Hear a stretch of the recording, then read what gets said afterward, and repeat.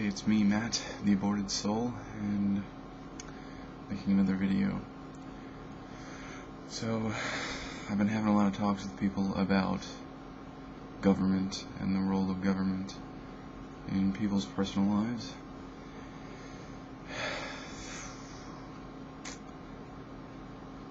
Why? If someone's business does poorly, then it fails. If someone can't educate their kids get uneducated, or they can ask for help from people who are willing to give it. My problem is with a simple thing. I mean, most people recognize the moral premise when it's not veiled in government. It's called theft. If you don't own something, someone else owns something, they worked for it, or they were given it, and you walk up and you take it from them. Doesn't matter what you do with it, even if you say, I'm taking it to try and take care of you. You take it from them, and you didn't earn it, it's not yours, there's no contract involving that. It's theft. Plain and simple. When you take something from someone else, without their consent, it's theft. Now, if you wear a business suit, and even if you are elected to an office, that's a problem I have with democracy. And people say, anyone that says, you have to have safeguards on democracy, is selling something, or is trying to take something from you. I'm not trying to take anything from you. I'm not trying to sell you anything. Actually, I earn enough money and I take care of myself pretty well, actually. What I am saying is that democracy can get out of control. People, who are having trouble, especially if they're hungry or if they're in a crisis, which happens to be caused by the very system that they're pleading to, will do desperate things. And they'll beg, and they'll say, give me some money, I need it. Well, your need does not entitle you to my things. My money, my labor, my time. It doesn't. Now, it doesn't mean I wouldn't give it, but not at the point of a gun. And it's highway robbery. Everyone who lives in a country that gives handouts, the government gives handouts, is being swindled. They're forcefully taking your money out of your paycheck, and you earned. And watch, if you don't think it's coercion, don't pay your taxes. See what happens. It's like a mob protection racket. So, yeah, I'm not suggesting that you don't pay your taxes, or at least not on any assets that are not traceable. That would get ugly, but I'm sure as an exercise of the imagination, you can run with it and figure out what would happen. And let's say the taxmen come and try to take your stuff, and you don't let them. Would they come with guns to get your stuff? I think they would. It's theft. It's theft. And sure, you could say, well, you give it willingly, or you live here. Same thing could be, you could say the same thing about a block. Let's say you owned a deli shop, right? You sold ham sandwiches and whatever. You cut meat for a living, you work for it, and people come in and they buy goods from you. And then you take that money, you buy goods from people who, you want to support your store, or, your habit with, you like gardening or whatever. It seems like a pretty fair exchange. And then some big rough guy comes in and says, we got to take care of you, so we're going to need some of your money to make sure nothing bad happens to you. If that's a mob protection racket, you could say, well, you could move out of the neighborhood. It doesn't make it right. It's not. It doesn't morally establish that mobster's right to have your money. And yeah, you might live under it, and you might pay it for a while because someone pointing a gun at you, as long as they keep the gun pointed at you, can pretty much encourage you to do almost anything. Well, it doesn't make it right. Well, I'm not saying that poor people are evil. Well, I've been accused of trying to establish the idea, the moral premise, that rich people are virtuous and poor people are somehow, villainous. No, not at all.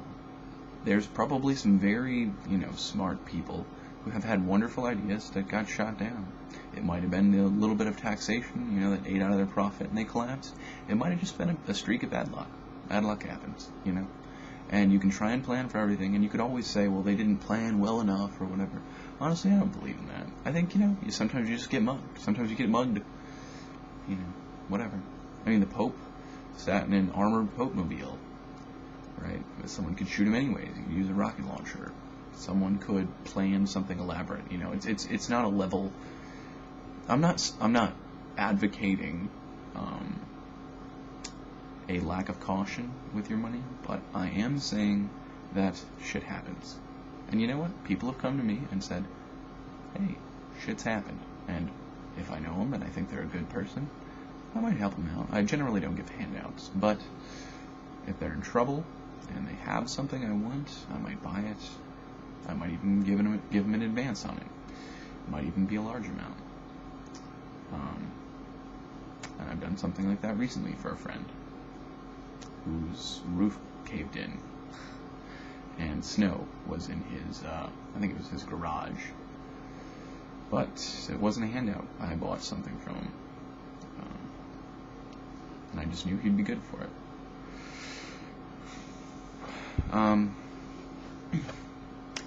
And I'm not saying that rich people deserve all the money that they have. Actually, companies like Walmart are subsidized. Both your driving to their store and all of their big freight is completely subsidized by the United States government, either local or, state level or federal level. Highways are built, and all that freight that moves across the country.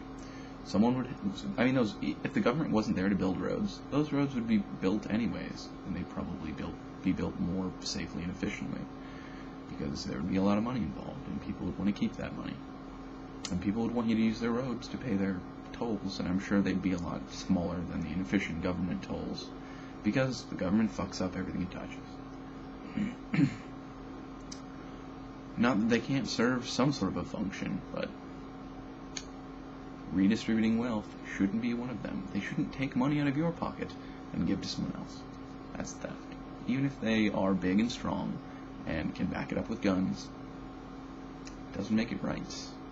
In human living, if it's a systemic error, it doesn't quite shock you because you're used to seeing it. But it's a crime. It's wrong. It's just wrong. It violates life, liberty, and the pursuit of property, as it was, for us students of history who know what it was before they changed it. I pay attention. Yes, it used to be life, liberty, and the pursuit of property. Yeah, that's how it was drafted. And it's the sad thing that they changed it. I don't know why they changed it. Didn't say I was the best student of history. But, I don't know. This whole bailout thing just seems ridiculous, or this new bailout thing. The new version of this whole stupid mess. It never works, it never will. It's going to get worse. And the more that the U.S. digs its own grave, and then asks its citizens to politely lay down as they throw dirt on them, still alive, it's depressing. And the end of this, if we catch it in time, and we stop doing this, and we stop propping up inefficient businesses, and we stop throwing money out, if you're a small family, this is a pretty easy economic thing to grasp, like a concept. If you're a small family, and you don't have very much money, what's the best thing to do? Try and even your debts out, work harder, earn more, and then see where it goes? Or do you just spend, because you got to stimulate the family? It's stupid. It's stupid because the money flows through the cracks. And forcefully taking money from someone, because the government doesn't produce anything. It has to get it from somewhere. It's not just like, woo, I have $1 billion. Even if they print it right off the presses and hand it to you. What that's doing is that's inflating the dollar. And it's taxing It's like a secret tax that they don't have to ask anyone about. It just makes your dollar worth less. So if you have $10,000 in the bank and it's yours, really it ends up being worth whatever, $80,000 over a certain period of time or whatever, depending on how much money they print. So that's still comes out of your ass, still comes out of your pocket. So they're taking your money out of your pocket, out of my pocket, out of everyone else's pocket that lives here, on God knows whose authority, and they just spend it. They throw it away on stupid things. They literally just say, here, I'm redistributing wealth. And they admit it. They admit to this. I don't know. And no one catches this. No one seems to be aware of, hey, this is theft. There's something wrong with this. Where are your morals? Everyone's like, oh, gotta hand stuff to the poor. You sort of had that charity thing down. What about justice? Justice. It's not yours. Don't take it. Period. Anyways, speaking of being a student of history, I've got a couple quotes that I would like to share in closing. One of them is Benjamin Franklin, and I thought I had it highlighted. Here we go. Alright. The reason I picked this quote is because they're saying this is a security thing, you're not secure enough. The country's going to collapse. It's going to be this horrible thing, God. I mean, that's ultimately how all these terrible regimes get in power, and they exceed all of the limitations on their offices, is because it's an emergency. We have to do something quickly. No, in an emergency, that's when you should stick to your guns the most. That's when you shouldn't steal from people. But, so, it's giving up the liberty, the right to your own stuff, the right to have things, to control just a small piece of the world that you earn. I mean, what's more just than that? That everyone should have access to everyone else's things and should be able to ruin them? Or should you have some that you can keep as your own? If you don't want it, you can give it away. You have complete control of that. If you want more, you can work for it. Or, if someone else is nice enough to come by and give it to you, and it's theirs. I'm not talking about government hand. I'm talking about somebody who actually earned it. If they give it to you, like, if you're a trust fund baby or whatever, good. I mean, isn't that what it's about? If you don't have a right to have things at all, this is really undermining a person's, like my concept that America is a land of the free. I mean, it should be. It started out that way. Life, liberty, pursuit of property, or even happiness. Property. It's mine. It's one of the basic things in life. And if anyone tells you that, the whole property rights are overrated, take all of their property and see what they do about it. I bet they call the police. Anyways, Benjamin Franklin. He said, any society that would give up a little liberty to gain a little security will deserve neither and will lose both. That's Benjamin Franklin. He paraphrased that quote like a million times. So, and my next one is from Thomas Jefferson. I mean, this motherfucker could have pegged this. He saw this come. It's by Thomas Jefferson. It's in Truth, with an exclamation point, page 271. He says, I predict future happiness for Americans if they can prevent the government from wasting their labors, from wasting the labors of the people under the pretense of taking care of them. Thomas Jefferson. Not Obama. Well before Obama. Well before Bush. Well before... almost anybody. Thomas Jefferson. He said that.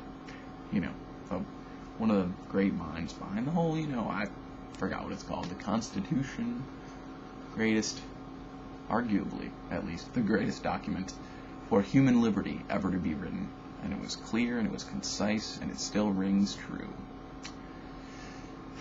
Separation of church and state. Brilliant.